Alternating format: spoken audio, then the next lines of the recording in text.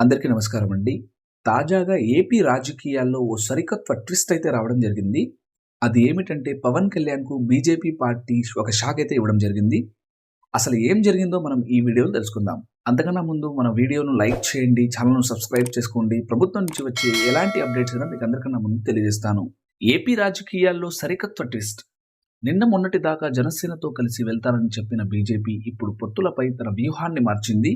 తమకు పొత్తులు అవసరం లేదని, పొత్తులు కోరుకునే వాళ్లే తమతో చర్చకు రావాలని సంకేతాన్నిచ్చింది. ఈ మేరకు బీజేపీ నేత సత్యకుమార్ కీలక వ్యాఖ్యలు చేశారు. పొత్తులను కేంద్ర నాయకత్వం నిర్ణయిస్తోందని బీజేపీ నేత సత్యకుమార్ అన్నారు. అధిష్టానం ఏ నిర్ణయం తీసుకున్నా సరే దానికి అనుగుణంగానే రాష్ట్రంలోని బీజేపీ కార్యకర్తలు పనిచేస్తారని స్పష్టం చేశారు. పొత్తుల గురించి తాము స్పందించడం కాదని, పొత్తులు కోరుకునే నాయకులు కూడా స్పందించాలని అన్నారు.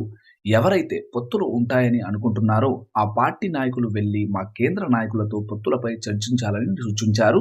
రెండు చేతులు కలిస్తే చప్పట్లు అవుతాయని, అలాగే పొత్తులపై అవతలి నుంచి కూడా స్పందన రావాలి కదా అని ప్రశ్నించారు. నిజానికి సింగిల్ గానే పోటీ చేయాలని అనుకున్నామని అసలు విషయం బయటపెట్టారు.